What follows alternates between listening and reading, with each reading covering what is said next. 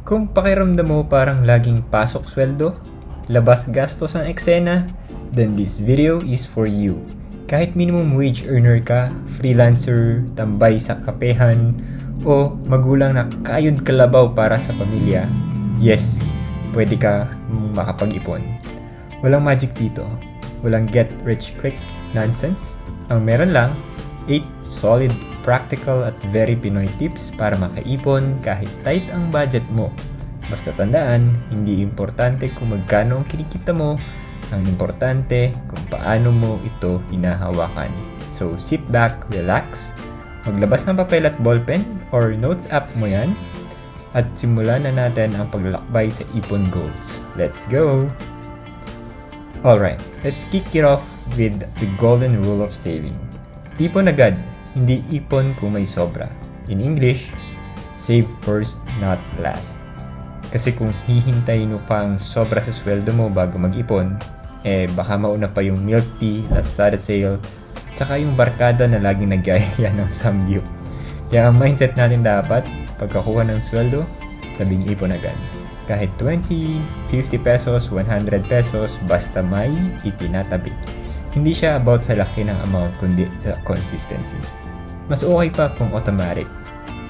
Gamitin mo yung auto-transfer feature ng bank mo para hindi mo na kailangan i-motivate ang sarili mo every cut-off. Automatic is equals to walang feelings is equals to effective. Remember, savings is a habit, not a jackpot. Small habits, big results. Kaya ipon agad, best. Hindi ko may tira. Okay, real talk, madali tayong matukso kapag kita natin ang pera, di ba? Yung savings mo naka-checking account with ATM, good luck. Kasi kapag may sale sa Shopee o biglang inaya ng tropa sa beach, withdraw agad yan. Kaya ang next tip, gumawa ng invisible bank. Ibig sabihin, mag-open ka ng separate savings account. Walang ATM, walang online access. Kung kaya, walang notifications na you received 1,000 pesos kasi temptation yan eh. Bonus tip, pangalanan mo yung account. For example, yung goal mo, Japan 2026 or emergency fund ni mama or pang down payment ng bahay. Kapag may label, mas may emotional connection. Mas mahirap galawin. Tandaan, if you can't see it, you can't spend it. Invisible savings is equals to invisible results later. Kaya gumawa ka na ng invisible bank today. Itago mo sa future mo, sulit yan. Alright, next tip, track every peso. Yes, kahit yung 10 pesos na fishball at 35 pesos na kape sa tindahan ni Aling Nena. Kasi ganito yan, kung hindi mo alam saan napupunta ang pera mo, parang nagdadrive ka ng kotse na walang speedometer, walang mapa, walang fuel gauge, baka magulat ka na lang. Ay, ubos na pala pera ko. Start tracking. You can use a notepad, Excel sheet, or free budgeting apps like Moneylover, Spendy, o kaya Google Sheets lang. It doesn't have to be perfect, just honest. Track mo for 2 weeks and you will realize may gastos ka na, di mo alam, like random Shopee buys, may patterns ka na pwede mong ayusin, may potential savings ka na, nasasayang lang. Knowledge is power. And tracking gives you that power to control your spending and redirect it toward your goals. Diba? Mas masarap gumastos kung alam mong afford mo talaga. Let's be honest. Sino dito ang may add to cart addiction? Ako rin. Pero tandaan natin, add to cart is not a problem. Check out is. Kaya our next tip is unsubscribe from impulse buys. Paano? Simple lang, the 48 rule.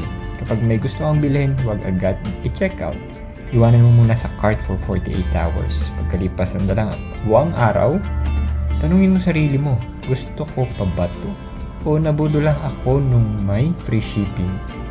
90% of the time, ma-realize mong hindi mo siya kailangan. Wants is not equals to needs, besh. And while you are at it, unsubscribe ka na rin sa marketing emails, mute online store notifications. Huwag masyadong dumaan sa mall kung walang bibilhin, lalo na kung payday. Impulse buying is like relationship red flags. Maganda sa simula, pero pagsisisi sa huli. So remember, buy with intention, not emotion. Boodle-proof your wallet. And don't forget to hit the like button here kung nagugustuhan mo yung content ng Phil Mentors. Okay. Don't scroll away kasi this next tip is life-changing. Baon is back, baby. Yes, you heard me right. Yung ginagawa ng nanay mo dati, gawin mo ulit. Kasi guess what? Ang lunch out ngayon, 150 to 300 pesos per meal. Gawin mo yan daily for 20 working days. Boom! That's 3,000 to 6,000 pesos per month sa tiyan mo at sa Jollibee. Pero kung magbaon ka, lutong bahay, mas mura, mas healthy. Pwede pang kontrolado ang ingredients, kaya hindi lang tipid, mas safe pa sa katawan mo. Think about it.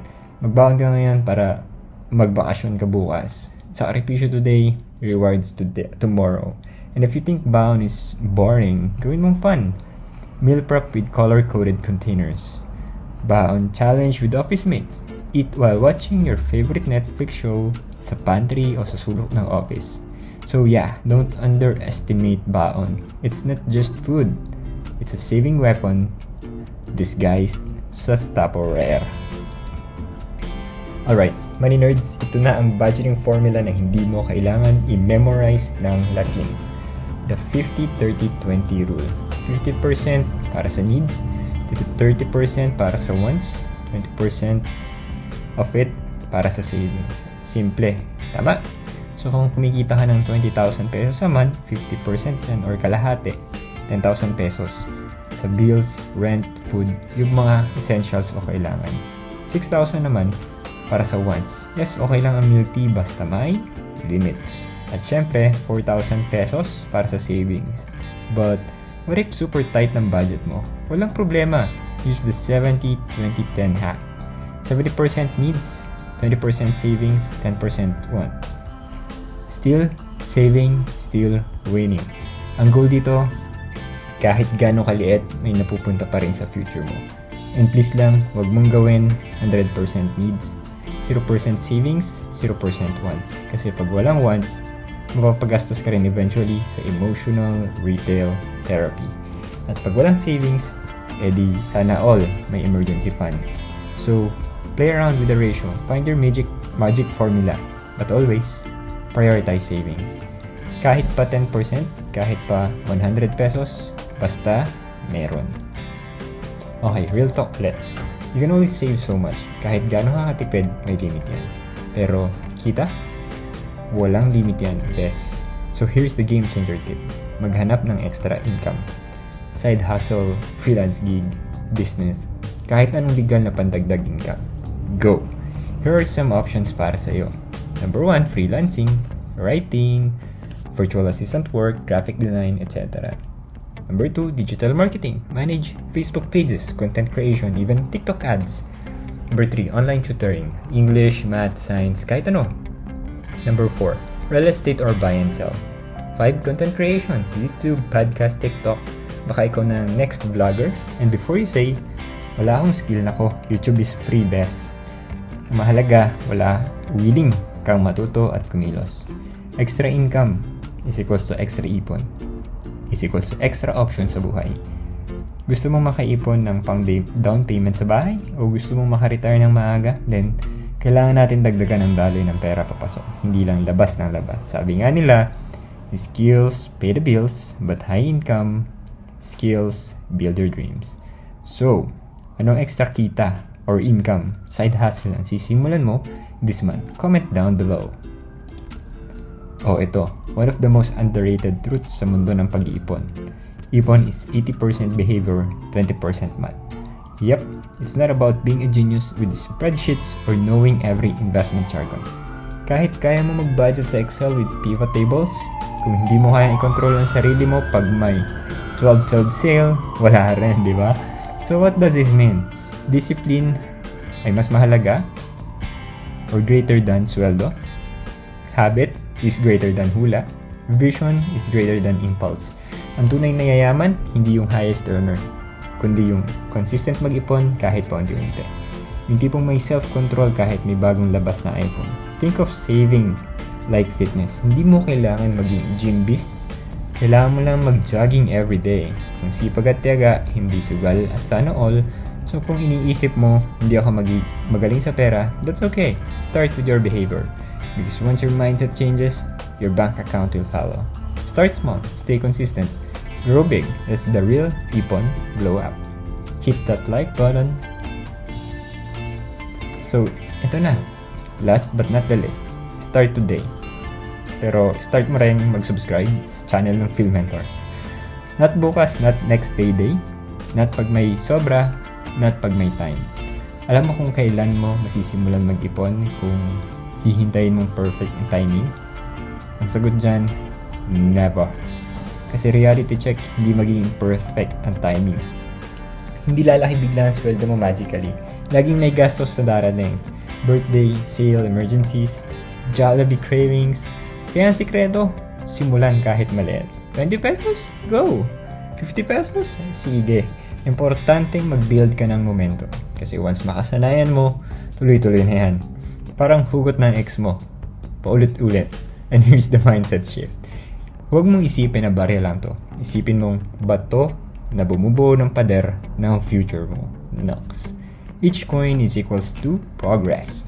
So kung naghahanap ka ng sign para magsimula, ito na yon. Start today. Start with what you have. Start for your future self. Because small steps now create big freedom later. Kung bitin ka pa sa tips na to and gusto mo ng weekly money hacks na simple, Pinoy, friendly, at hindi boring, then first, subscribe to channel ng Phil Mentors at mag-join ka sa Phil Mentors free newsletter. Libre. Every week, I'll send you practical ipon tips, side hustle ideas, investing guides, free tools, and downloads. Walang spam, walang bola, just real talk para matulungan kang umangat sa buhay.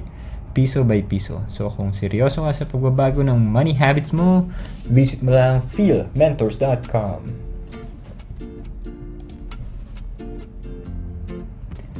Quick disclaimer mga ka-Phil Mentors, lahat ng tips dito ay for educational purposes only. And sana maging entertainment na rin sa inyo. Pero hindi po ito personal financial advice. Kung may malalaking decision ka like investing, utang, or life insurance, best pa rin na kumonsulta sa mga professionals na makaka-review ng specific situation mo. Kumbaga, ang tropa mong taga-motivate, pero ang final moves mo, sa'yo pa rin yan. Okay? Solid! Let's go!